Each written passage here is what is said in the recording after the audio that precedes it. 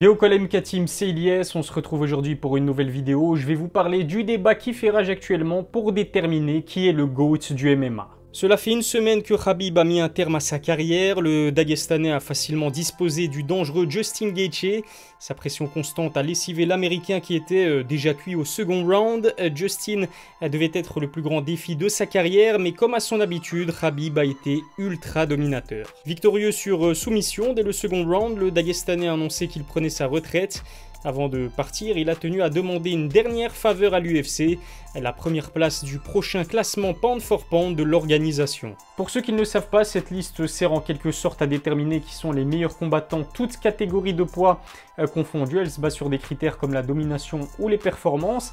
Alors généralement, ce classement est assez cohérent, mais il donne lieu également très souvent à d'énormes débats. L'UFC a en tout cas écouté la demande de Khabib. Le Dagestanais occupe aujourd'hui la première place du classement au détriment d'un certain Jon Jones. Si au début Bones ne l'a pas mal pris, son esprit de compétition a rapidement repris le dessus. Personnellement, je suis d'accord avec la mise à jour du classement, j'aurais même mis Israel Adesanya devant Jon Jones après sa démonstration contre Paulo Costa. J'estime aussi que Kamaru Usman devrait se retrouver 4e à la place de Stipe Miocic. Dites-moi ce que vous en pensez en commentaire. Après cette victoire, de nombreux spécialistes comme des fans de MMA ont considéré que Khabib était le meilleur combattant de l'histoire de ce sport. Il n'en fallait pas plus pour titiller l'ego de Jon Jones. Si la mise à jour du classement pound for pound est un premier élément, je pense que ce titre symbolique de GOAT accordé à Khabib a été la goutte d'eau qui a fait déborder le vase. I'm talking to all you Khabib fans out there. 15 world titles to your guys 4. And you guys are really talking about who's the best fighter ever? You guys are joking, right? And if all you guys are going with this he's more dominant argument, the guy just recently started fighting elite level competition. Could you imagine me against the number 10th ranked guy? En plus de cette vidéo, l'Américain a donné son avis sur son réseau social préféré Twitter. Pour Bones, Khabib n'est absolument pas légitime dans la discussion du GOAT. Selon lui, c'est sûr, personne d'autre que lui-même ne peut être considéré comme le plus grand de tous les temps. Je vous ai demandé votre avis sur Twitter, plusieurs noms reviennent avec insistance dans la discussion, mais selon vous, Khabib est bel et bien le plus grand combattant de MMA de l'histoire avec pratiquement 50% des votes. Que ce soit en boxe, au MMA ou dans n'importe quel sport d'ailleurs, il est très difficile de déterminer le meilleur de tous les temps, mais selon les critères que l'on va prendre en compte, on peut esquisser un début de réponse. C'est justement ce que je vais essayer de faire en vous donnant mon propre top 5, alors inutile de me dire que j'ai oublié tel ou tel combattant, c'est donc uniquement mon avis personnel, vous avez bien sûr la possibilité de me donner le vôtre dans la barre des commentaires. 5e de mon classement du GOAT, je décide de placer Conor McGregor. Je pense clairement que l'Irlandais mérite de figurer au moins dans le top 5 de la discussion, que ce soit sur le plan sportif comme extra-sportif, il a quand même de bons arguments à faire valoir. Conor McGregor a l'un des plus beaux palmarès de l'histoire du MMA, après avoir remporté 2 ceintures chez Cage Warriors, le Notorious a réitéré l'exploit à l'UFC, il est devenu le premier combattant de l'organisation à détenir le titre dans 2 catégories simultanément. Sa performance contre José Aldo restera à jamais sa plus belle, après 13 secondes seulement, il a mis hors d'état de nuire un Brésilien pourtant invaincu depuis 10 ans, il est aussi l'un des seuls à avoir remporté des combats sur KO dans 3 catégories de poids différentes. Mais au-delà du sportif, c'est clairement l'extra-sportif qui fait de lui un athlète à part. Ses combats contre Khabib, Nate Diaz ou José Aldo font partie des plus suivis de l'histoire de l'UFC.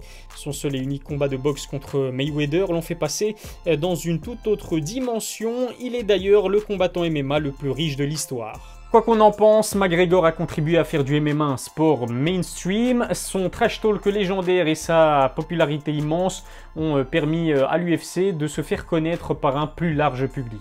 À la 4e position, mon cœur penche pour la légende fraîchement retraité, Anderson Silva. Le peut-être tout juste retraité Anderson Silva est le combattant qui m'a personnellement fait aimer le MMA. Son apogée était tellement fort qu'il paraissait presque invincible. Il suffit de s'intéresser à ses nombreuses prouesses pour comprendre l'influence qu'Anderson Silva a eue sur une génération entière de combattants.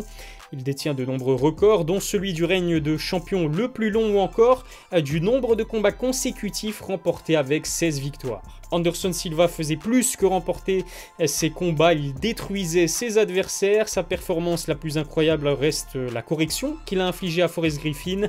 c'est peut-être l'opposition la plus déséquilibrée de l'histoire de l'UFC. De 2006 à 2012, aucun de ses adversaires n'a pu faire le poids contre son immense talent. Malheureusement, Anderson Silva a fini par croire qu'il était vraiment invincible. Opposé à Weidman, son arrogance s'est faite punir par un KO, il faut le dire, bien mérité. Depuis cette défaite, le Brésilien a enchaîné les contre-performances et les polémiques liées au dopage.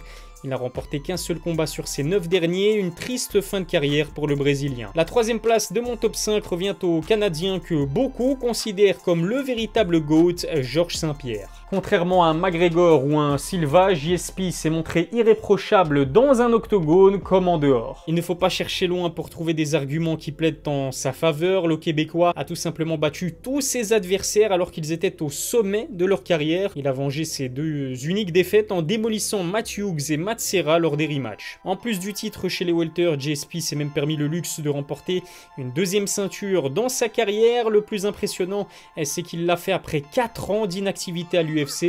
Le solide Michael Bisping a été contraint de s'incliner sur soumission face à un JSP des grands soirs. Avec 13 victoires consécutives dans un combat pour le titre, Georges St-Pierre détenait jusqu'à peu le record. Il a récemment été détrôné par les 14 victoires de Jon Jones. Vaincu de 2007 à 2017, le Canadien s'est en plus retiré en tant que champion des middleweights.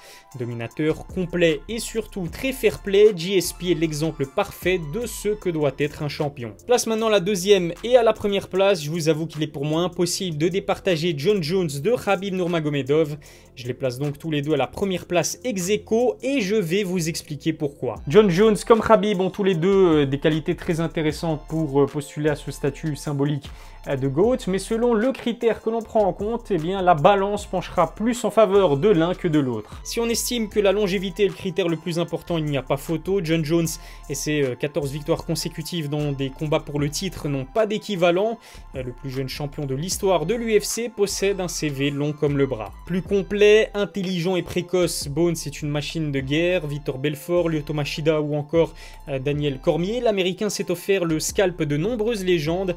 Les adversaires de Khabib n'ont clairement pas le même pédigré que ceux qu'a affronté Bones.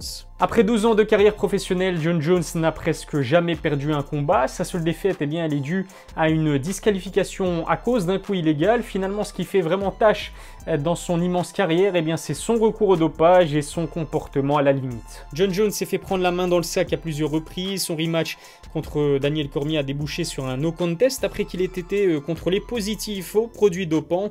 Ses problèmes avec l'alcool et la drogue et ses démêlés judiciaires m'empêchent vraiment de le placer numéro 1. Au contraire, Khabib a presque toujours fait preuve d'un comportement digne d'un vrai champion.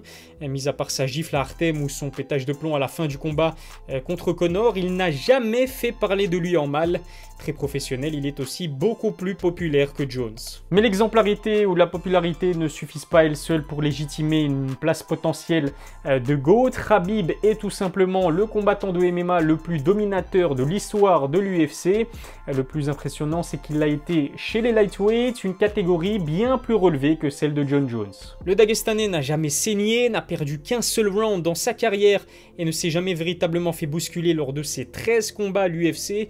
Pourtant, absolument tous ses adversaires connaissaient son game plan.